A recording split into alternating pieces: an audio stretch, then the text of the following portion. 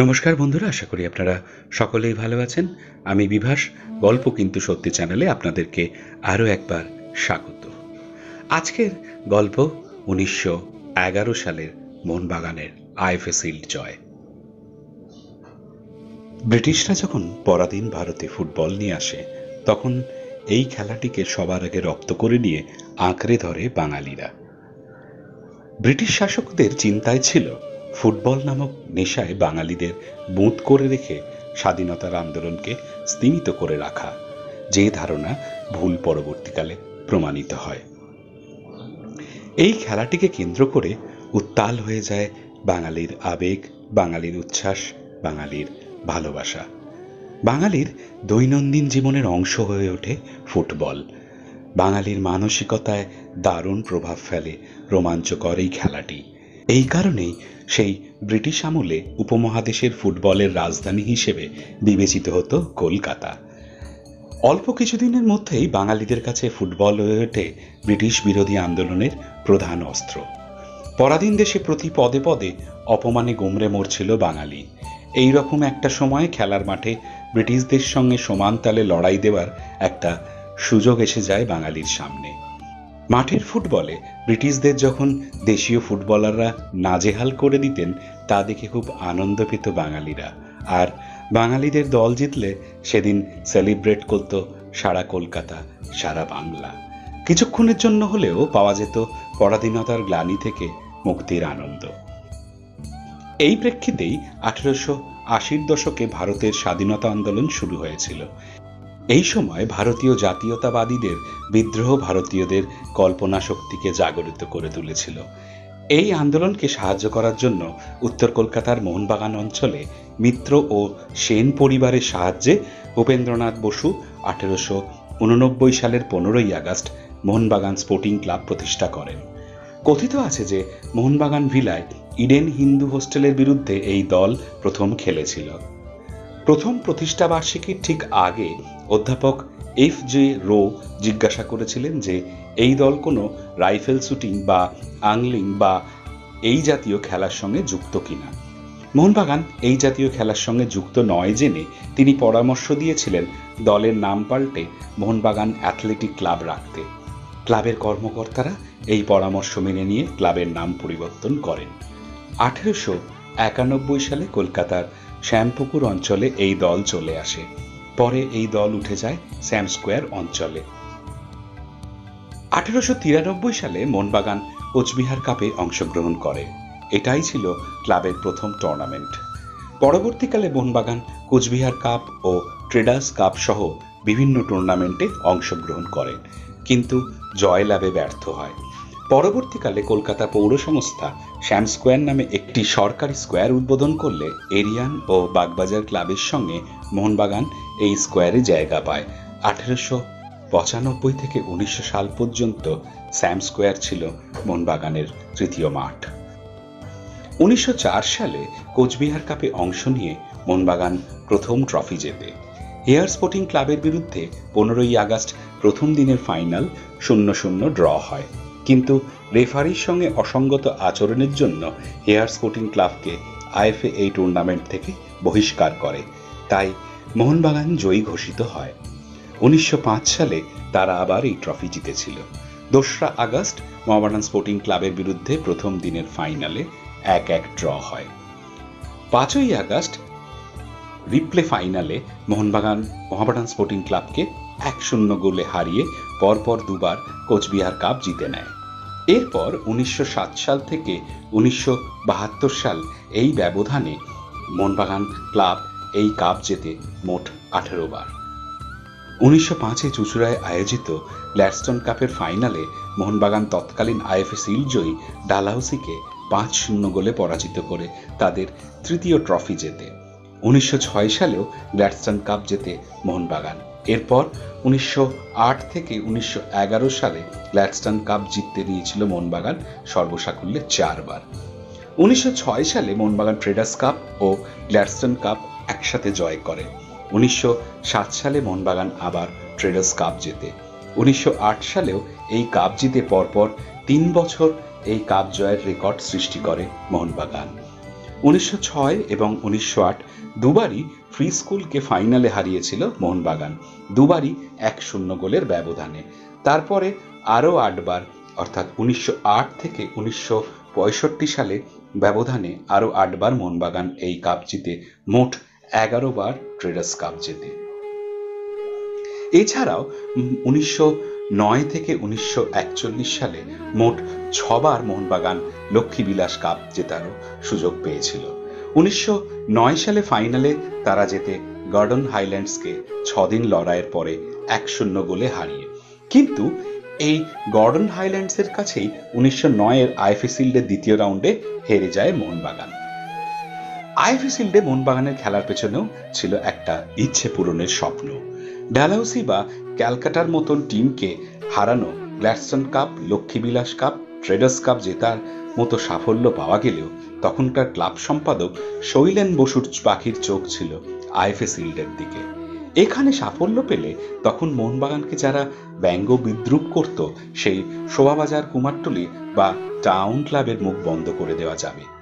অনেক চেষ্টার ফলস্বরূপ 1909 সাল থেকে আইএফএ শিল্ডের খেলার অনুমতি পেয়েছিল মোহনবাগান। পরের বছর 1910 সালে আইএফএ শিল্ডে মোহনবাগান বিদায় নেয় প্রথম রাউন্ডে ইস্টার্ন বেঙ্গল রেলওয়েজের কাছে হেরে গিয়ে। এরপর 1911 সালে আইএফএ শিল্ড জিততে কিন্তু অনেক কাঠখড় পুড়িয়ে কোমর বেঁধে মাঠে নামেন মোহনবাগান ক্লাব। অধিনায়ক শিবদাস ভাদুড়ী নিজে দল গঠনে উদ্যোগী হয়েছিলেন। অবশেষে 2-3-5 সিস্টেমে গঠিত মোহনবাগান দল দাঁড়িয়েছিল এই রকম: গোলরক্ষক Hiralal Mukherjee, right back Bhuti Shukul, left back Sudhir Chattopadhyay, right half Manmohan Mukhopadhyay, centre half Rajen Sengupta, left half Nilmadhab Bhattacharya, right out Kanu Roy, right in Habul Sarkar, centre forward Abhilash Ghosh, left in Bijoy Das Bhaduri, left আউটে অধিনায়ক শিবদাস ভাদুড়ী। এদের মধ্যে শুধু left back Sudhir Chattopadhyay boot পরে খেলতেন, বাকি সবাই খালি পায়। তখন সব খেলাই ছিল 50 মিনিটের, অর্থাৎ উভয় অর্ধেই 25 মিনিট করে। 10 জুলাই 1911 সোমবার এই তারিখেই মোহনবাগানের শিল্ড অভিযান শুরু হয়। প্রথম রাউন্ডে মূলত ইউরোপিয়ান ছাত্রদের নিয়ে গড়া সেন্ট জেভিয়ার্স কলেজকে মোহনবাগান উড়িয়ে দেয় 3-0 গোলে। প্রথম গোল অভিলাষ ঘোষ করার পর 2টি গোল করেন বিজয় দাস ভাদুড়ী। দ্বিতীয় রাউন্ডে রেঞ্জার্সের মুখোমুখি হয় মোহনবাগান কাস্টমস মাঠে শুক্রবার 14 জুলাই 1911। বৃষ্টি ভেজা মাঠে রেঞ্জার্সের গাজোয়ারি ফুটবলের বিরুদ্ধে প্রথমার্ধেই অধিনায়ক লেফট আউট শিবদাস ভাদুড়ীর করা 2 গোলে এগিয়ে যায় মোহনবাগান। দ্বিতীয়ার্ধে একটি গোল শোধ দেন রেঞ্জার্সের অ্যালান, কিন্তু তার আগে গোলরক্ষক হীরালাল মুখোপাধ্যায় অসামান্য দক্ষতায় অ্যালানের পেনাল্টি শট বাঁচিয়ে দেওয়ায় এই ম্যাচে 2-1 গোলে জিতে পরের রাউন্ডে চলে যায় মোহনবাগান। তৃতীয় রাউন্ডে বুধবার 19 জুলাই 1911 সালে রাইফেল ব্রিগেডের মুখোমুখি হয় মোহনবাগান ডালহাউসি মাঠে। প্রায় তুল্যমূল্য তীব্র গতিময় ম্যাচে বিজয় দাস ভাদুড়ীর করা একমাত্র গোলে জিতে যায় মোহনবাগান এবং সেমিফাইনালে ওঠে।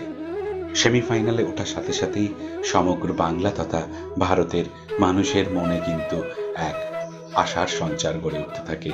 মনে হতে থাকে তারা এবার হয়তো মোহনবাগান পারবে ইংরেজদের বিরুদ্ধে জয় ছিনিয়ে নিতে। সেমিফাইনালে মোহনবাগানের প্রতিদ্বন্দ্বী ছিল তখনকার দুর্ধর্ষ মিলিটারি দল ফার্স্ট মিডলসেক্স। ডালহাউসি মাঠে সোমবার 24 জুলাই 1911 সালে সকাল থেকে মাঠে দর্শকরা আসতে থাকেন। খেলা শুরুর অনেক আগেই তিল ধারণের জায়গা ছিল না। প্রচুর মানুষ, তারাও কিন্তু গাছের উপরে উঠে পড়েন এই খেলা দেখতে। সিংহভাগ দর্শক চাইছিলেন মোহনবাগানের জয়।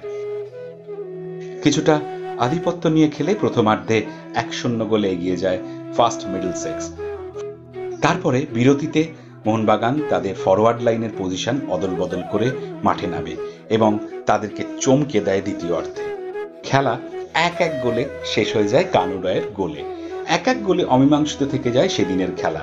একদিন বাদ দিয়ে, অর্থাৎ বুধবার 26 জুলাই 1911 সেই ডালহাউসি মাঠে রিপ্লে সেমিফাইনাল চলাকালীন মাঠের পূর্ব দিকের গোল লাইনে দর্শকদের ভিড়ের চাপে গোলপোস্ট ভেঙে যায়।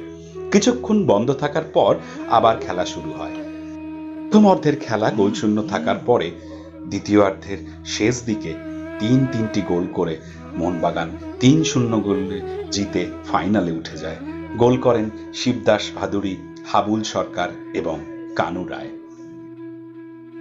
ফাইনালের দিন ঠিক হয় ২৯শে জুলাই শনিবার ১৯১১ সালে এবং মাঠ ঠিক হয় ক্যালকাটা এফসি মাঠ, যেটা এখন মোহনবাগান মাঠ।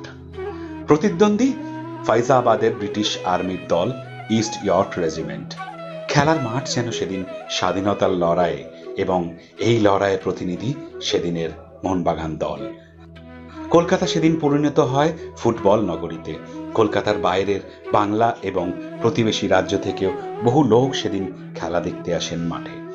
ক্লাব সম্পাদক শৈলেন বসু সকালে পুরো দলকে কালীঘাটে নিয়ে গিয়ে পুজো শেষে প্রসাদী ফুল তুলে দেন সবার হাতে এবং কপালে পরিয়ে দেন রক্তচন্দনের তিলক, যার মধ্যে ছিলেন খ্রিস্টান সুধীর চট্টোপাধ্যায়ও। খেলা শুরুর ৬ ঘন্টা আগেই মাঠ কানায় কানায় ভরে যায়। বিকেল ৫টা ৩৫ শুরু হয় খেলা। মোহনবাগান টস হেরে ইডেনের দিকে গোলরক্ষা করে প্রথম অর্ধে। একতরফা না হলেও প্রভূত প্রাধান্য নিয়েই প্রথম অর্ধে গোল করতে ব্যর্থ হয় মোহনবাগান। প্রায় নিরুদ্রপেই প্রথমার্ধ কাটান গোলকিপার হীরালাল মুখোপাধ্যায়। তবে অভিলাষ ঘোষ আর নীলমাধব ভট্টাচার্য কিন্তু সহজ সুযোগ নষ্ট করেন গোল করার প্রথমার্ধে। বিরতির পরে তেড়ে ফুঁড়ে শুরু করে ইস্ট ইয়র্ক এবং দ্বিতীয়ার্ধের ১৪ মিনিটে পেনাল্টি বক্সের বাইরে থেকে ফ্রিকিক পায়। এই ফ্রিকিকে জ্যাকসন গোল করে এগিয়ে দেন তাদের। গোলকিপার হীরালাল মুখোপাধ্যায় সবাইকে তার সামনে থেকে সরে যেতে বললেও গোল লাইনের একপাশে দাঁড়িয়েছিলেন রাইট ব্যাক ভূতি শুকুল এবং তার গায়ে লেগেই জ্যাকসনের শট গোলে ঢুকে যায়। এই গোল করার সাথে সাথেই সারা মাঠ স্তব্ধ হয়ে যায়। সবাই ভাবতে থাকেন, এবারেও কি মোহনবাগান পারবে না? সব স্বপ্ন কি অধরাই থেকে যাবে? কিন্তু মোহনবাগান গোল শোধের মরিয়া চেষ্টা করতে থাকে এবং গোল শোধের মরিয়া চেষ্টা করার ফলে প্রতি আক্রমণে ৩-৩টে কর্নারও পেয়ে যায় ইস্ট ইয়র্ক। খেলা যখন প্রায় শেষের দিকে, মাত্র ৫ মিনিট বাকি থাকতে কানু রায়ের পাস থেকে বল পেয়ে ইস্ট ইয়র্কের দুজন রক্ষণের খেলোয়াড়কে অতিক্রম করে জোরালো শটে গোল করেন অধিনায়ক শিবদাস ভাদুড়ী। গোল খেয়ে বিভ্রান্ত ইস্ট ইয়র্ক খেলোয়াড়রা কিছু বুঝে ওঠার আগেই ৩ মিনিট বাদে আবার গোল দেয় মোহনবাগান। কয়েকজনকে কাটিয়ে শিবদাস ভাদুড়ী পাস বাড়ান অভিলাষ ঘোষকে। চলন্ত বলে অভিলাষ ঘোষের শট ইস্ট ইয়র্কের গোলরক্ষককে পরাস্ত করে জালে জড়িয়ে যায়। ম্যাচের ভাগ্য এখানেই নির্ধারিত হয়ে যায়। আনন্দে আত্মহারা দর্শকদের গগনভেদী চিৎকার চারিদিকে কাঁপিয়ে তোলে। চটি, জুতো, ছাতা যার যা হাতের নাগালে ছিল সব আকাশে উঠতে থাকে। সবুজ মেরুন পতাকা আর ঘুড়িতে ঢেকে যায় চারিদিক। আর ম্যাচে ফেরার সময় ছিল না ইস্ট ইয়র্কের। ২ মিনিট পরেই রেফারি লম্বা বাঁশিতে জানিয়ে দেন খেলা শেষ। ২-১ গোলে ম্যাচ জেতে মোহনবাগান। পশ্চিম আকাশে ঢলে পড়া সূর্য সাক্ষী রয়ে গেল ভারতের ফুটবল আকাশে নতুন সূর্যোদয়ের। প্রথম ভারতীয় দল হিসেবে মোহনবাগান খেলার মাঠে ব্রিটিশদের বাধ্য করল নতজানু হতে। মোহনবাগান তখন ভারতের, এমনকি কলকাতার সব থেকে পুরনো ক্লাব ছিল না, কিন্তু সাহসিকতা ও পরিচ্ছন্ন খেলার দৃষ্টান্ত স্থাপন করে দেশের প্রধান ক্লাবের মর্যাদায় মোহনবাগান উঠে এলো ২৯শে জুলাই ১৯১১ তারিখে। সেই সময় ভারতের বিদেশি দলগুলোর, বিশেষত সামরিক দলগুলোরই বেশি প্রাধান্য ছিল। মোহনবাগান ক্লাব সেই সব শক্তিশালী দলের বিরুদ্ধে লড়ে শেষ পর্যন্ত ইস্ট ইয়র্কশায়ার রাইফেলসকে পরাজিত করে আইএফএ শিল্ড জিতে নেয়। পুরস্কার বিতরণী অনুষ্ঠানে শিল্ড হাতে নিয়ে অধিনায়ক শিবদাস ভাদুড়ী বলে ওঠেন, 3 cheers for East York, hip hip hurray বলে বাকিরা গলা মেলান। এটাই ছিল টিম মোহনবাগানের যথার্থ খেলোয়াড়ি মনোভাব। শিল্ড নিয়ে কাস্টমস মাঠের ওপর দিয়ে নিজেদের তাঁবুতে ফেরার সময় গালে সাদা দাড়ি, পরনে সাদা ধুতি, সাদা চাদর এক বৃদ্ধ কেল্লার ওপর উঠতে থাকা ইউনিয়ন জ্যাক দেখিয়ে সুধীর চট্টোপাধ্যায়কে বললেন, আজ তো হলো, ওটা কবে হবে? পাশ থেকে কেউ বলেন, যেদিন মোহনবাগান আবার শিল্ড জিতবে সেদিন ওটাও হবে। কাকতালীয় হলেও সত্যি এটাই যে মোহনবাগান এরপরে আবার শিল্ড জিতেছিল 1947 সালে। 1947 সাল যে বছর ইউনিয়ন জ্যাক ভারত থেকে চিরবিদায় নেয়, ভারত স্বাধীন হয়। শিল্ড জয়ের দিন ক্লাব তাঁবু থেকে ঘোড়ার গাড়ি করে মিছিল গিয়েছিল শ্যামবাজারে ক্লাব সম্পাদক শৈলেন বসুর বাড়ির দিকে। সঙ্গী ছিল হাজার হাজার জনতা। মোহনবাগানের জয়ের ধ্বনিতে কলকাতার রাজপথ ছিল মুখরিত। শাঁখ বাজিয়ে উলুধ্বনি দিয়ে 1911 বীর যোদ্ধাকে বরণ করা হয়। অন্ধকারে ডুবে থাকা সাহেবপাড়ার চৌরঙ্গির বিপরীতে আলোক ঝলমল শ্যামবাজার ছিল মরীচিকার মতন। শৈলেন বসুর বাড়িতে বিরাট ভোজসভা আয়োজিত হয়েছিল সেদিন। তারপর অভিনীত হয় যাত্রাপালা ভীষ্ম বিজয়। বিভিন্ন দেশি ও বিদেশি সংবাদপত্রে মোহনবাগানের আইএফএ শিল্ড জয় উপলক্ষে প্রশংসার বন্যা বয়ে যায়। ভারতের স্বাধীনতার যুদ্ধে অনুঘটকের কাজ করেছিল বুট পরা গোরা মিলিটারি দলের বিরুদ্ধে খালি পায়ের ফুটবল সৈনিকদের এই অলৌকিক লড়াই এবং জয়। কবি করুণানিধান বন্দ্যোপাধ্যায় এই জয় উপলক্ষে একটি জনপ্রিয় গান রচনা করেছিলেন। গানটি মানসী পত্রিকার সেপ্টেম্বর-অক্টোবর শাখায় প্রকাশিত হয়। এই গানটির প্রথম লাইন কয়েক ছিল এই রকম: জেগেছে আজ দেশের ছেলে, পথে লোকের ভিড়, অন্তঃপুরে ফুটল হাসি বঙ্গরূপসীর, গোল দিয়েছে গোরার গোলে বাঙালির আজ জিত, আকাশ ছেয়ে উঠছে উধাও উন্মাদনার গীত, আজকের এই বিজয়বাণী ভুলবে না কো দেশ, সাব্বাস সাব্বাস মোহনবাগান, খেলেছ ভাই বেশ। এই জয়ের শতবর্ষ উদযাপন করেছিল মোহনবাগান ক্লাব 2010 এবং 11 সালে নানান অনুষ্ঠানের মাধ্যমে। 11 নামের একটি পূর্ণাঙ্গ চলচ্চিত্র ছিল যার অঙ্গ। 1911 আইএফএ শিল্ড জয়ের ইতিহাসে চিত্রিত আছে এই চলচ্চিত্রে। 1911 আইএফএ শিল্ড জয়ের স্মরণে এর 90 বছর পর 2001 সাল থেকে প্রতি বছর এই 29শে জুলাই দিনটি মোহনবাগান দিবস হিসাবে উদযাপন করে আসছে মোহনবাগান ক্লাব। মোহনবাগানের হয়ে উল্লেখযোগ্য অবদানের জন্য প্রতি বছর এক বা একাধিক প্রাক্তন ক্রীড়াবিদকে মোহনবাগান রত্ন উপাধিতে ভূষিত করা হয় এই দিনে। এছাড়াও বর্ষসেরা ক্রীড়াবিদকে সম্মান জ্ঞাপন, বিশিষ্ট খেলোয়াড় ও নাগরিকদের আজীবন সদস্য পদ প্রদান, প্রদর্শনী ফুটবল ম্যাচ ইত্যাদি নানান আয়োজনে মিলন মেলা হয়ে ওঠে মোহনবাগান ক্লাব প্রাঙ্গণ ওই দিন। আজ এই পর্যন্তই। আপনাদের কেমন লাগলো তা অবশ্যই কমেন্ট বক্সে আপনাদের মতামত জানাবেন। ভালো লাগলে শেয়ার করবেন। আর যারা এখনো পর্যন্ত এই চ্যানেলটি সাবস্ক্রাইব করেননি তারা অবিলম্বে সাবস্ক্রাইব করে বেল আইকন টিপে দিন, যাতে প্রতিদিন রাত 8টার সময় এরকম অজানা সত্যি ঘটনার ভিডিও আপলোড করলেই তার নোটিফিকেশন আপনারা পেয়ে যান। আর আগামীকাল একটা নতুন অজানা সত্যি ঘটনার ভিডিও নিয়ে উপস্থিত হব। ততক্ষণ সবাই খুব ভালো থাকবেন।